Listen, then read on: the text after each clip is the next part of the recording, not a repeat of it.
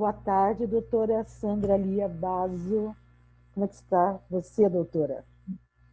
Boa tarde, Gilce. Estou bem, apesar do contexto da pandemia, me cuidando. E, assim, é sempre uma honra para mim estar aqui conversando com vocês do sindicato. É sempre muito bom ter essa oportunidade de levar informações sobre temas que não são agradáveis, mas que são extremamente necessários, porque informação é prevenção. Com certeza, doutora. Então, nós vamos lembrar aqui, né, a doutora já esteve aqui para a nossa audiência, que talvez não tenha visto a outra entrevista, que a doutora ela é uma especialista, né, com livros publicados, inclusive, em relação ao enfrentamento à violência contra a mulher em todos os níveis. Nesta semana, nós, no dia 23, na última quarta-feira, foi mundialmente pela ONU foi determinado que esse é um dia de reflexão, não é um dia de comemorar, é um dia de refletir, é um dia de propor políticas, né, políticas públicas em todo o planeta, de enfrentamento ao tráfico de mulheres e crianças. Inclusive tem dados da ONU que 1/3 do tráfico humano no planeta se refere a crianças, e é um dado extremamente, ainda que a gente ainda conviva com esses dados, assim, é uma barbárie. Então, aqui com a doutora hoje, nós vamos tratar de uma questão da violência contra a mulher no sentido geral. Então, a doutora pode começar falando sobre o tráfico e vamos evoluindo, né? Como especialista, vocês têm informações para dar, formas que as mulheres têm de se defender, mesmo depois de sofrer agressões. Se elas conseguirem ter informação de onde elas podem recorrer, elas podem ter o menos prejuízo possível, se é que é possível, né? É com você, doutora. Então, Gilce, a gente, como eu disse, não é um tema fácil de tratar, mas é um tema necessário. Não é à toa que a ONU tem esse dia como um momento de reflexão, né? É um momento em que as pessoas deveriam parar e analisar, né? Então, se a gente for pegar e vamos tomar, começando pelo tráfico, né? O que leva ao tráfico? Homens e mulheres estão sujeitos ao tráfico de pessoas, né? Estão submetidos. A diferença é que nós temos o tráfico, normalmente, quando se trata de homens, esse tráfico é para o trabalho, né? A finalidade desse tráfico é para o trabalho. E quando você tem mulheres e meninas, é o tráfico para a exploração sexual. E esse é um dado bastante relevante, porque é nisso que a gente sempre insiste na questão da violência contra a mulher, porque é uma violência que tem como fundamento a desigualdade de gênero, a desigualdade e essa desigualdade de gênero que é essa palavra que todo mundo fala e que ninguém entende exatamente o que é. É quando você considera a mulher um ser inferior ao homem, né? Quando você atribui à mulher papéis diferentes, menos valorizados, e aí a gente vai, vocês no ambiente de trabalho, porque que mulheres, em regra, recebem menos do que homens. Isso tem a ver com essa concepção que se tem sobre o papel da mulher no mundo, né? No mundo, e não é só Brasil. Então, esse é um dos pontos de grande relevância quando você fala na origem, né? Não só do tráfico, mas da violência contra a mulher. Um outro ponto do tráfico, e eu acho que esse tema deve ter sido abordado, mas é justamente a pobreza, a exclusão social, a dificuldade de ter oportunidades econômicas, liberdade política, a questão da discriminação de raça, que é muito grave, porque assim como no tráfico as mulheres negras e na violência contra a mulher, as mulheres negras também são as mais afetadas, né? Muitas vezes o fato da mulher sofrer violência doméstica e familiar, ou a mulher é uma menina, ela tenta fugir desse ambiente de violência, não encontra recursos econômicos, financeiros, não encontra um ambiente de acolhimento, então ela acaba indo, se submetendo a propostas meio que tentadoras, né, milagrosas para fugir dessa situação. A questão do abuso sexual intrafamiliar, isso é muito grave, né? Enfim, aí você vai ter uma série de situações. Mas que essas violências, elas têm contra a mulher, elas parecem que têm uma base comum, que é justamente a desigualdade de gênero, a discriminação da mulher na família, no ambiente de trabalho, a discriminação social da mulher. Vamos ver mais o que eu teria para te dizer. A questão do que fazer, né? que é uma eu acho que primeiro, antes de falar sobre o que fazer, nós precisamos reconhecer a situação de violência, reconhecer ou identificar essa situação, né? E como é que você vai fazer isto? Percebendo uma cultura como a nossa.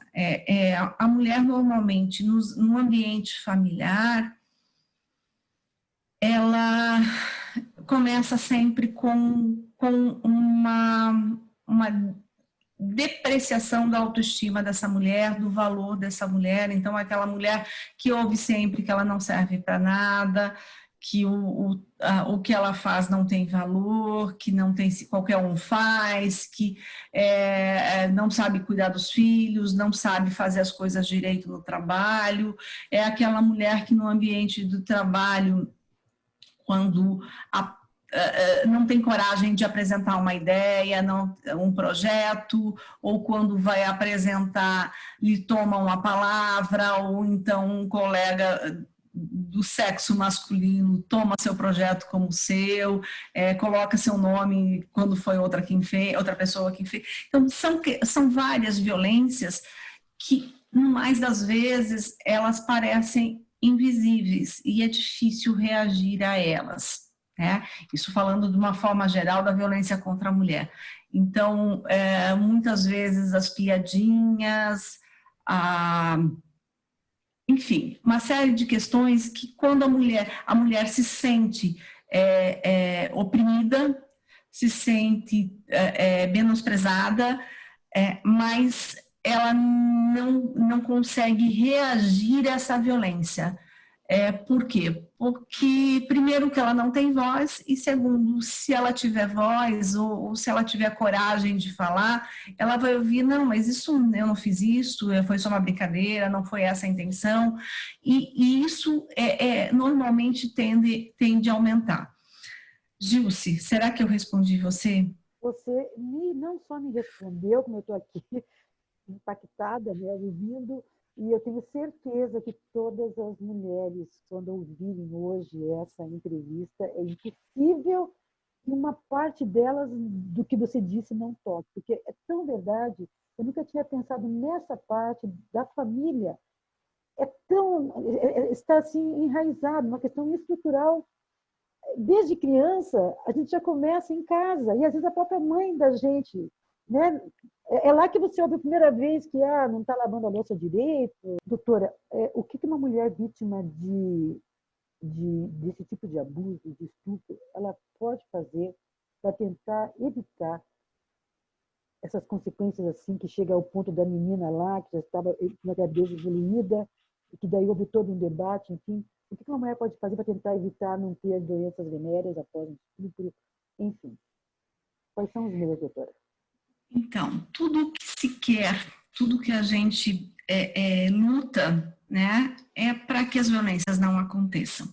E como eu te disse já no início, informação é uma forma de evitar a violência, de prevenir a violência. Então, quando a gente fala, até vou fazer um comentário com você aqui, você falou, nós mesmos mulheres não percebemos, ou a mãe às vezes diz, nós somos produto dessa sociedade que culturalmente aceita, e isso vem, não é culpa de um ou de outro, isso é estrutural, isso é sistemático, ele está enraizado nas nossas instituições todas, desde o direito à medicina, onde você for, você vai ter o que a gente chama das estereotipias de gênero, né?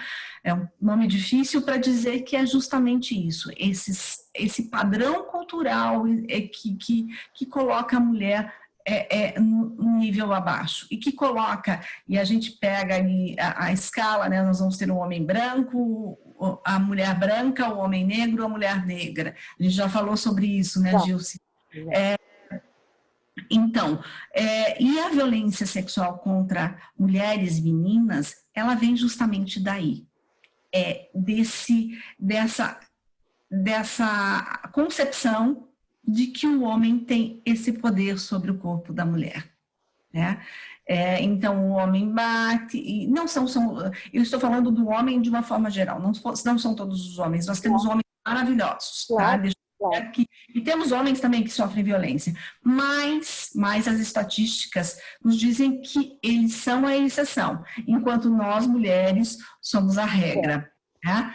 Então, essa diferença, é bom que se diga, porque quando a gente fala da violência contra a mulher, mas é só contra a mulher. Não é só contra a mulher, mas a gente pega a estatística, a partir das estatísticas a gente chega a isso. A questão da violência sexual é um dos pontos mais extremos da violência de gênero, né? Assim como o feminicídio, que é a morte das mulheres por serem mulheres. A violência sexual, ela é, então, algo muito forte, porque ela invade de uma forma excepcional o corpo das mulheres. A questão da mulher sofrer a violência sexual constrange absurdamente a mulher que sofre, a menina que sofre. Primeiro, porque essa violência sexual normalmente não acontece em público, né? Ela acontece em espaços fechados, ela acontece às escondidas. Então, a mulher dificilmente vai ter como ter provas de que aquilo aconteceu, enfim, uma gravação, isso aqui, não vai ter.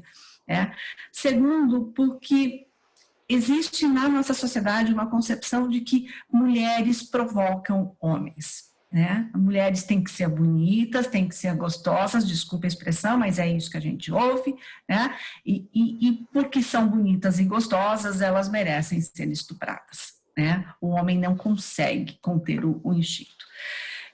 E isso acontece na rua, pode acontecer num ponto de ônibus, como normalmente acontece, a mulher é apanhada nesse ponto de ônibus e levada para um local isolado, ou pode acontecer dentro das nossas casas, né? Dentro das nossas famílias. E aí a gente vê que o maior agressor de meninas são pai, padrasto, tio, avô, irmão e pessoas muito próximas à família, né? E são pessoas que, se você para quem não conhece a dinâmica da violência sexual, você olha e diz como é que esse homem bonzinho, que é tão querido com crianças, isso e aquilo, foi fazer isto, né? Mas acontece. Nesse momento, é muito importante, primeiro, que as meninas saibam ou tenham um ponto de apoio para contar, alguém para contar. Que seja a mãe, que seja a irmã mais velha, que seja a tia, que seja a avó, que seja a professora, porque a escola é um espaço espetacular para acolher essas crianças. E quando essa criança contar, a primeira coisa que você tem que fazer é ir para um serviço de saúde. Por quê? Porque o estupro, a violência sexual, é um dano à saúde. É uma causa, em primeiro lugar, dano à saúde física normalmente, né? Quando ela é crônica, né? Como acontece, às vezes dentro de casa acontece há 5, 6 anos mais, né? Não há um risco maior, mas quando ela acontece esporadicamente, como é o caso de uma mulher que foi a uma festa, ou que estava no ponto de ônibus, ou que, enfim, estava numa balada e foi estuprada, a primeira coisa que ela tem que fazer imediatamente é ir ao serviço de saúde. Né? Por quê? Porque não é só a gravidez. Não é só a gravidez. Nós temos as infecções sexualmente transmissíveis, então clamídia, enfim, uma série de doenças. Nós temos HIV, AIDS, tá? Que é o grande problema de uma mulher que é estuprada, tá? Por quê? Porque é uma doença que causa danos irreparáveis à vida dessa mulher. Você acaba com a vida dessa mulher por conta da doença. Então, a HIV/AIDS, você só consegue prevenir a doença se a medicação for dada nas primeiras 72 horas. E a mulher normalmente não sabe disso, espera, né? Fica naquele tormento, será que o que eu faço agora? Então, a primeira coisa é ir ao hospital. De preferência nas 7 primeiras horas. Não se lavar, não guardar roupa em saco plástico, mas em saco de papel, em embalagem de papel. Por quê? Porque o plástico, ele deteriora a prova, né, o sêmen. Então, quer tirar roupa, tira a roupa, mas guarda em papel, saco de papel, embalagem de papel, não em saco plástico, e vai a um hospital. Vai a um hospital porque o fundamental é receber medicação para você não adoecer. Né? Tem hepatite, tem uma série de doenças que você vai ter que conviver e isso pode levar à morte. Né? Pode, AIDS, por exemplo, a gente sabe o drama que o mundo vive por conta da AIDS, né? Hoje não mais tanto, mas que já viveu. Então, tem prevenção, tem como salvar esta pessoa de passar o resto da vida fazendo controle, enfim, uma série de coisas. Então, esse é o fundamental. E também a gravidez, né? Porque quanto antes for, antes vai receber anticoncepção de emergência e não vai ter todo aquele drama de falar de aborto. Certo. Você tem uma história, né, de luta em defesa da mulher. Nós buscamos, né, todas um mundo mais justo, mais igual, né, com mais oportunidades para todas nós. Porque a gente sabe que não é só aquela mulher que está lá na periferia, aquela mulher que está lá na vulnerabilidade, que sofre discriminação.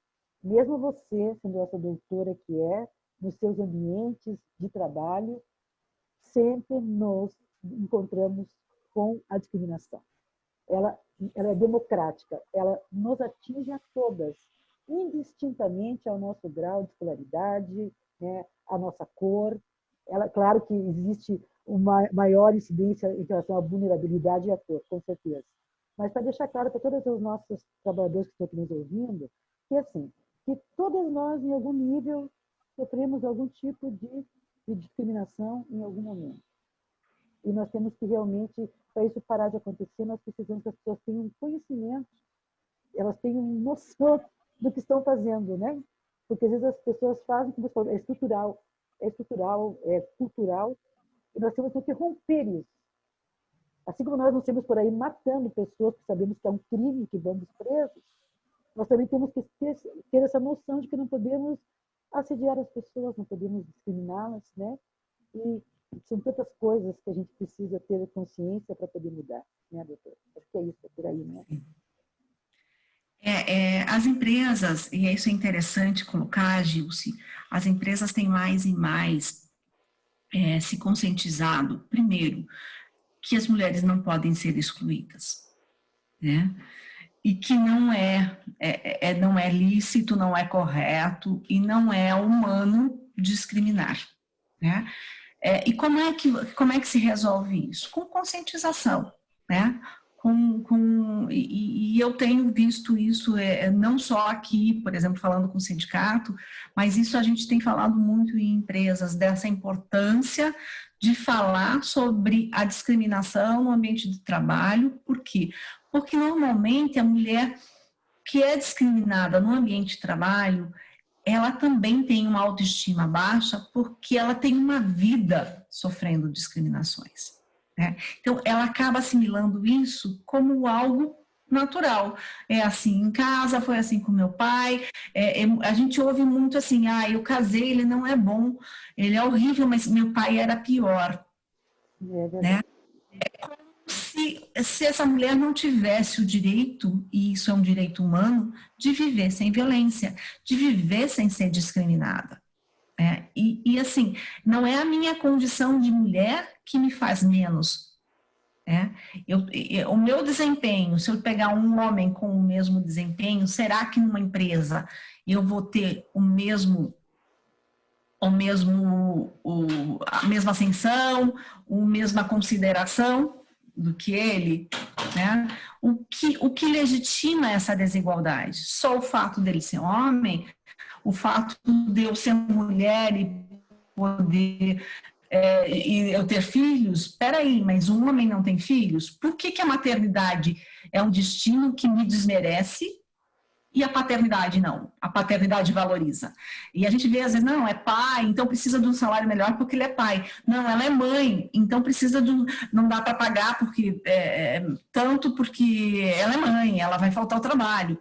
E aí entra uma outra coisa, a divisão sexual do trabalho. Né? Por que isso acontece?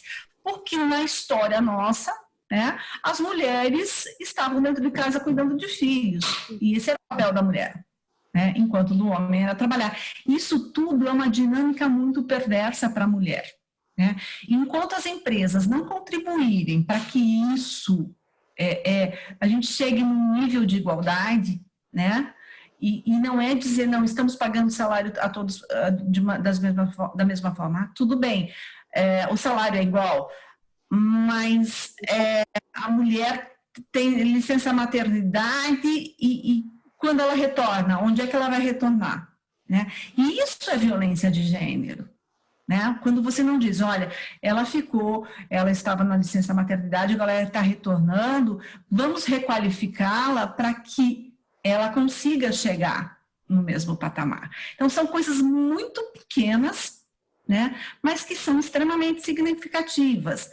A questão das creches, por exemplo, né, as empresas, nós temos creche, tá, mas a creche funciona 24 horas? Não funciona. Né? Então, não é isso. A creche é também para o homem, para o filho desse empregado, ou é só para o filho da empregada? Então, essas questões, elas são muito sutis, mas elas fazem toda a diferença na vida das mulheres. Fazem sim. Doutora, agradecemos muito a sua participação, como sempre. Nos trouxe aqui muita informação, bem bacana. Eu desejo muita saúde para você, sucesso nessa sua caminhada. E nós vamos nos encontrar daqui a pouquinho, já em novembro, porque nós teremos os 16 dias de ativismo. Né? Porque 25 de novembro é o Dia Internacional de Enfrentamento à Violência contra a Mulher. E nós teremos várias atividades e você, desde já, está convidada para elas. Tá bom? Eu te agradeço, Gilce. Muita saúde para todos nós, para todas nós, que consigamos,